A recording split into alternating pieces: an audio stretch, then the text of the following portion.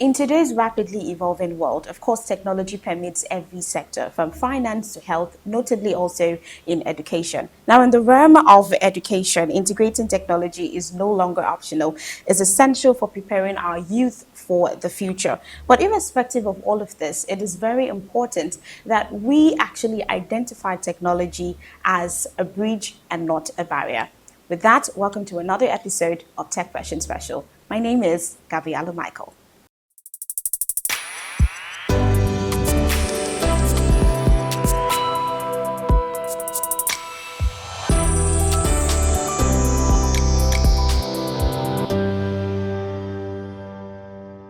Our guest today, Nathaniel Adoyi, is at the forefront of this edtech movement, leading innovations that blend technology and, of course, creativity to equip children and, of course, teenagers with essential skills for the future. Mr. Nathaniel, it's a pleasure having you on the show. I'm very much excited to be here today. Pleasure is ours. So let's dive straight into it. Let's talk about the importance of early tech education, especially for the teenagers. Now, why do you think this is so crucial to introduce technology education to children and teenagers at an early age, especially when we're talking about the context of Nigeria's evolving landscape? Okay, so first I'd like to say that I'm more than happy to be talking about what is changing the lives of our children and teenagers. And I'd like to start by answering your questions and saying that basically this is like introducing them to the future of the job market. Now, the 21st century, job market is going to leverage on technology, and introducing technology to these children at this age is basically giving them an opportunity, a confidence to, take advantage of the opportunities that is available for them in future. And the Nigerian's technology landscape is fast growing. So whether a child wants to take, a skill in robotics, coding, basic ICT, I believe they should be given that advantage because it has a lot of benefit in terms of future of works. Okay, so still talking about the importance or the relevance of all of this. Now, I understand that for InDepth Computers, one of the things that the organization prides is actually teaching children a lot about tech, teenagers especially, from coding to robotics and all of the sorts. Now, there's always this opinion, because I also understand that InDepth Computers are into most of the summer camps that you actually host for teenagers and all of that, and coding, robotics, this high tech is something that you actually teach in most of your training sessions and camps and all of that. But the thing is, there's some opinions that some parents do believe, or some people actually do believe, that children need to take a break. I mean, after all the lessons that they had back in school, and they're supposed to be at home, resting, having time, some family time with parents and all. And then you're pushing for them to send their children to summer camp to expose them to coding and all of that stress. Do you really think that this is some sort of influence for the child's cognitive development and problem-solving abilities? Okay, Shouldn't they be taking a rest? Okay, so first I like to say that the mind or the brain of the children or the younger people is very big, and they can actually learn as many as possible things. I could remember growing up, I had different skills. I could sing, I could swim, I could do a lot of things, and I had, my digital skills as well. So this is actually the time where the children can pick as many as possible skills. As a matter of fact, parents need to understand that technology education and digital skills is an integral part that every child needs to, learn, or that is an integral part of education. So it's not a side gig that we can say, okay, let this child focus on mathematics, English, and other things, and then come back technology later. Technology is just like a leverage. So you as a child, technology can help you achieve a lot in whatever area, whether you are considering, the career in music, you're considering the career in agriculture. Technology can be used as a leverage. And our program actually is not just summer boot camp. We also run in-house training where we go to parents' home to train the children. We also do online classes where we have children from diaspora joining our programs. We have partnership with a lot of schools in Nigeria. So our program runs concurrently with their curriculum. Okay. So this is to show that technology education cannot be overemphasized because it is needed for their everyday life. In fact, you can agree with me that right now it is hard to do anything without technology. I'm sure before you came here today, I'm sure you had used some form of technology, even through the means of transportation and all of that. So technology is very key. Even in the future of agriculture, technology is key. There are a lot of technologies that can improve the future of agriculture, that can even improve the activities of farmers. So, I'm just trying to tell you that way down to food, entertainment, education, technology is really, really important. In fact, their education needs that technology for them to be able to get do the necessary research and get the necessary resources that they need. So we can't emphasize the importance of technology, and it shouldn't be a later thing. It is something that should run, alongside what they are currently doing. Interesting. Okay, now there's something you obviously mentioned there is how tech obviously is, I don't like to say tech is gradually taking over the world actually. I'd like to say tech is rapidly. It's not taking its time. It's rapidly doing it. And of course, we can't take out the importance of how this builds the future for the children that we obviously have now. Then also there are a few things you also mentioned that has something to do with inclusion, which brings me to my next question. Now we understand that access to technology remains uneven across different sectors, across the country and all of that. I mean, even down to there's some areas where most of these children do not even have access to good schools to afford that. And then you still have the scenarios of public schools where what we all, in quotes, what we just believe, we just learn theories. The computer teacher just comes to the class and does one or two things. Which brings me to ask, what strategies have actually proven effective in making tech education more inclusive and, of course, access to underprivileged teenagers? So I can say that there's really a big gap, and this is a big challenge for our nation. And it's not just here in Nigeria, I can say Africa, basically.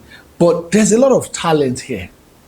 So I will start by saying that we have a lot of children, from, diaspora that even comes to Nigeria. I mean, joins trainings virtually. This is to say that there is talent here. There's a lot of talent here. There is a lot of potential here that children, even in the Western world, are still coming to drink from. So what is really happening here? The challenge is that we're not harnessing the talent enough. So first thing I like to say is that partnership is really key in ensuring that this is possible, so that every child can get equal opportunity to succeed in this ever-changing technological world. Now, take for instance, recently we had a seminar, I can call it a seminar, in CMS Girls Grammar School, one public school in Bariga. And what we did was to encourage the girl children on the opportunities and the advantages that technology has to offer them, telling them to also get involved in technology. If you check the ratio of, girls that are involved in tech, it is really, really low. I might be, I stand to be corrected, but I feel that, 50% of the population in Nigeria are ladies. So imagine that we don't have involvement of girls in technology. It means that we are not taking advantage of the overall talent that we have. So what we did with that particular event was to educate the girl children on the opportunities available in technology and make them realize that it is not really as difficult as you think. Another thing we did was to talk to them about different organizations that runs programs that they can join for free, without paying. And some of this program has mentorship program. So after their training, they get mentors. After their mentorship program, some of them even engage them for remote jobs and all of that. I can give you an example. Lagos State Employment Trust Fund is one organization that is really doing well in that area. There are so many organizations actually that I may not be able to mention here, but at that seminar we told them about different organization that provides those kind of freebies that they can take advantage of. And we also explain to them that, you know, a lot of them, we know that a lot of them have limited access to technology facilities and all, but they still have some form of access, probably using their parents' devices and all of that. So instead of using it to do TikTok and do irrelevant things, they can take advantage of that opportunity. They learn some skills, engage research about organizations that can train them for free and all of that. But having said all of this, I think, you know, this is a problem that a lot of organizations need to come into this to solve this. So we need the government, you know, involvement. We need, you know, involvement of private sector, startup, and different organizations. So partnership is the only thing that can make this work and include a lot of people from underserved, you know, regions. So if there's enough partnership, if there are people that are, you know, if there's enough partnership, basically, I believe that we will be able to harness the talent that we have here, basically. Okay, how interesting.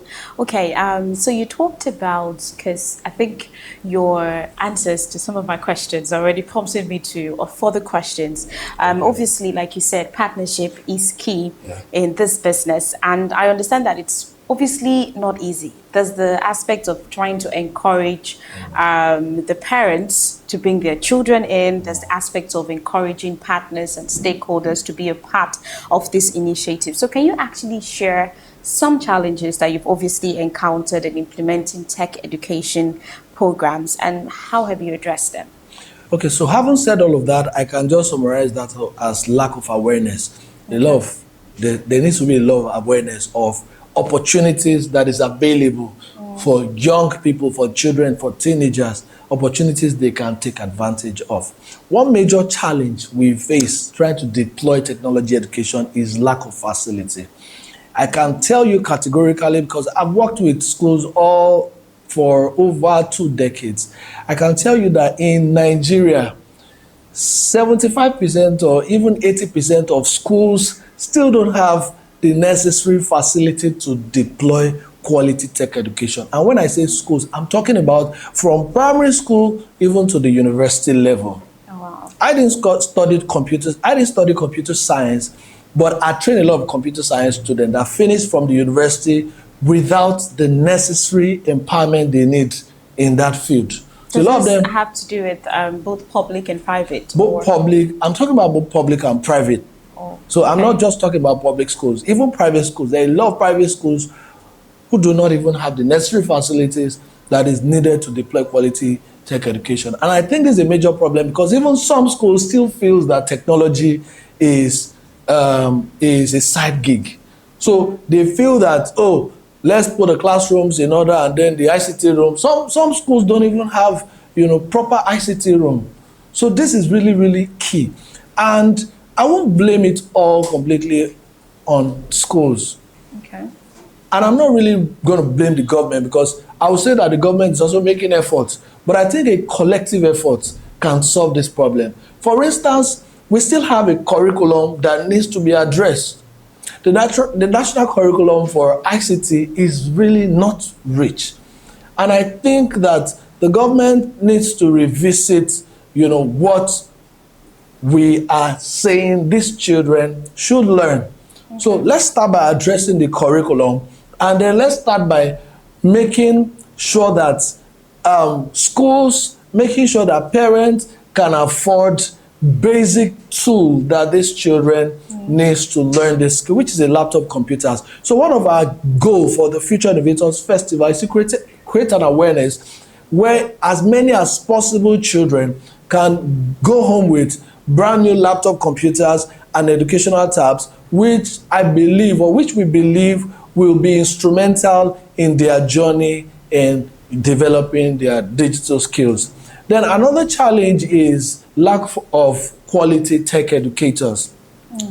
So I think that's another area that needs to be addressed. Okay. So there needs to be a lot of programs that helps, you know, computer teachers, that helps tech educators get the necessary knowledge, skill they need to deploy tech education that has the same standard with, you know, Western world. Actually, we do different programs at InDepth Computers. One of the programs we do is the IC3 Spark program. Is more like an international exam that helps the child to pick the foundational skills. It's called the Learn Key Applications and Computing Fundamental Skills.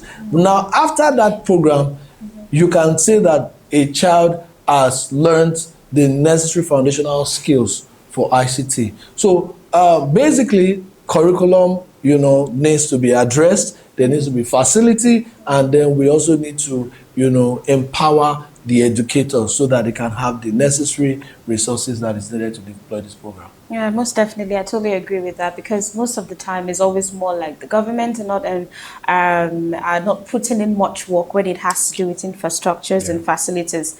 But when the facilities are available, when all the infrastructures that they need are available, who are the people that are supposed to teach these children how to use them? So obviously the call for tech educators is very key. Yeah. Sorry. To add to that part, I was going to talk about the parent involvement too. So I talked about the government contribution. I talked about the schools also ensuring that there's adequate facility to deploy tech education. Parents also has a role to play in this. Now, parents need to understand that every child deserves to have a computer system.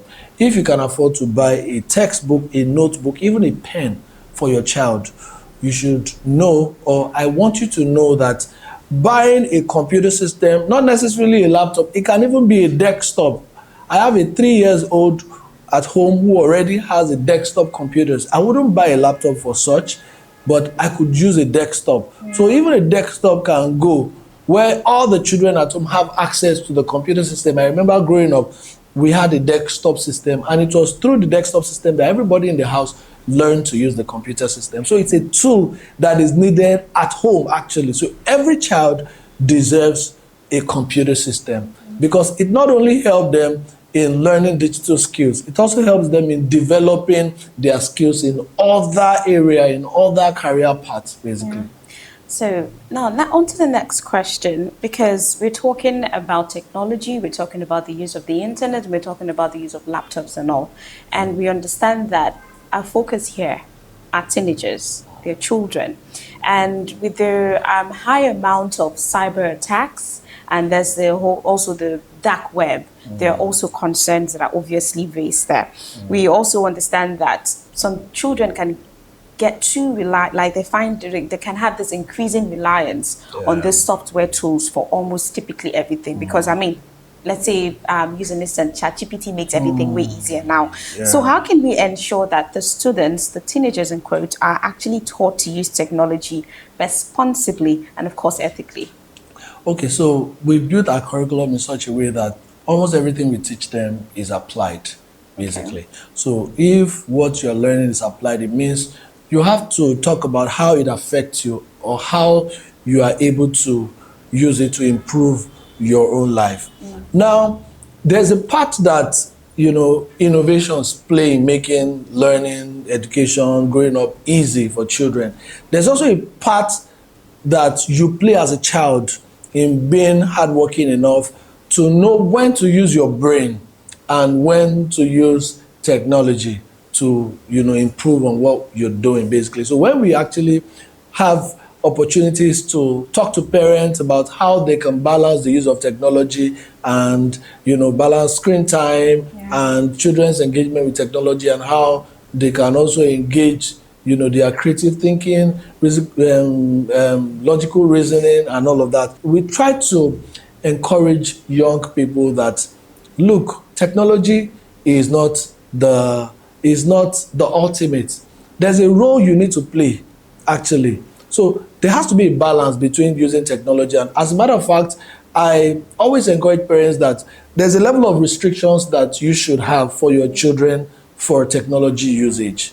Basically, for instance, children between the ages of maybe 5 that already can operate the computer system by themselves, between the ages of 5 to probably 8, should have very limited, access to technology. In fact, I don't even, advise the internet usage at that level. Okay. Then as they grow, we also try to let parents know that there has to be limits on the kind of platforms they actually get involved in. So as a child, or as a young child, or as a teenager, there should be limits. As they grow up, we actually should learn that we remove some of these restrictions. But basically, there should be a balance between when a child engages, their brain to solve problems, and then when they use technology. In fact, that's the reasons why one of our programs, coding, I know this is more like a household, program right now that you cannot say you don't know what coding is all about. So coding basically helps young people, children, even adults to develop different skills, which includes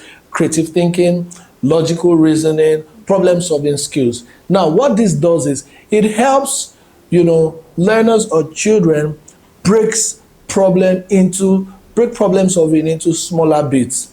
One of the things we teach them is algorithm when we train them on coding, which teaches them how they can solve problems in bits. So you're coding, you're learning to, you're trying to create a particular project, you would encounter different bugs that you need to debug. So basically, there is a way to help them to balance all of this. Okay, so this has been an insightful conversation. I mean, I have learned a lot because it pretty much looked as if this was just for the parents and the kids to actually get to learn one or two things. But definitely, I should have my notepad jotting down a few.